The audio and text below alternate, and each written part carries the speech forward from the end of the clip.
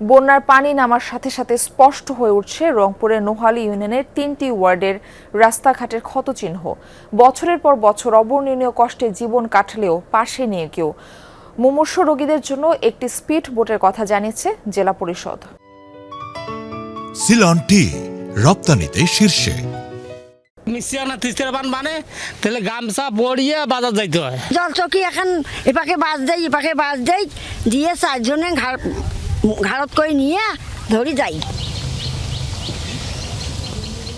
গঙ্গাচড়ার নোহালীর আজিজুলপাড়ার কৃষানী ফজিলা খাতুন ও চর বাগডোহারার কৃষক আশরাফ আলীর বর্ণনাতেই স্পষ্ট বানের পানিতে ক্ষত বিক্ষত রাস্তাঘাটের কারণে কতটা বিবর্ণ তাদের যাপিত জীবন।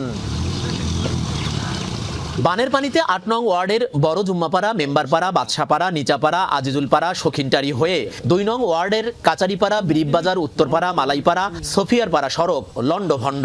মিনার বাজার থেকে বক্করের বাড়ি চুলকানির মোড় হয়ে বড় জুম্মাপাড়ার রাস্তারও করুণ দশা। রোগী নিয়ে যেতে হয় ভার সাজিয়ে অথবা রোগীকে আরও অসুস্থ করে ঘোড়ার গাড়িতে। মোটামুটি ৪ মাস প্রতিষ্ঠানে যেতে পারেন না শিক্ষার্থীরা। নামাজ হাট বাজারেও যেতে হয় বিকল্প কাপড় নিয়ে। যারা গর্ভধারণী তাদেরকে ভেলায় করে পানির জায়গায় ভেলায় করে নিয়ে যেতে হয়। যখন কলেজ যাই তখন আমাদের স্যুট পরে যাওয়ার মতো অবস্থায় থাকে না, তখন আমাদের লুঙ্গি পরে যেতে হয়।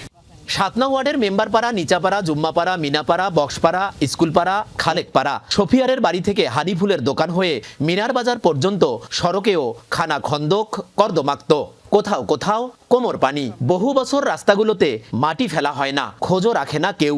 রাগ, ক্ষোভ আর অভিমানে ভারী ভুক্তভোগীদের কণ্ঠ। বছরে 2 থেকে 3 বার বান্ধা হইতো, এখন একবারও বান্ধা হয় না। এই জন্য আমাদের রাস্তাঘাট ভেঙে যায়। মেম্বার চেয়ারম্যানকেও জানানো হয়েছে এই বিষয়ে, অনেকবার বলছি আমরা, তারপরেও কোনো পদক্ষেপ নেয়নি। যদিও এমন বাস্তবতায় মুমূর্ষ রোগীদের জন্য একটি স্পিড বোট দেওয়ার কথা বলছে জেলা পরিষদ, আর রাস্তাঘাটগুলো চলাচল উপযোগী করতে বিশেষ প্রকল্প নেওয়ার কথা জানিয়েছেন জেলা প্রশাসক। একটা স্পিড বোট এটা পারাপার করবে যাতে অন্তত প্রসূতি মায়েদের এবং অত্যন্ত গুরুতর রোগী এবং পরীক্ষার্থী ছাত্র এরা যেন কোনো ক্রমেই শুধুমাত্র নদী বিচ্ছিন্ন হওয়ার কারণে তাদের সুযোগ থেকে বঞ্চিত না হয়। রাস্তাগুলো সরেজমিনে পরিদর্শন করে এগুলোকে আপাতত চলাচলের উপযোগী করা এবং দীর্ঘমেয়াদে এই রাস্তাগুলিকে রিপেয়ার করার ব্যবস্থা নেব।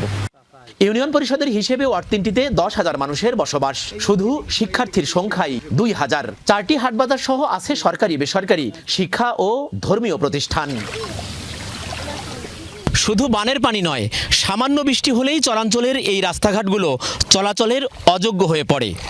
এসব বিষয়ে স্থানীয় ইউনিয়ন পরিষদ, উপজেলা প্রশাসন, জেলা প্রশাসন সহ বিভিন্ন দপ্তরে আবেদন নিবেদন করেও মেলে না কোনো সমাধান।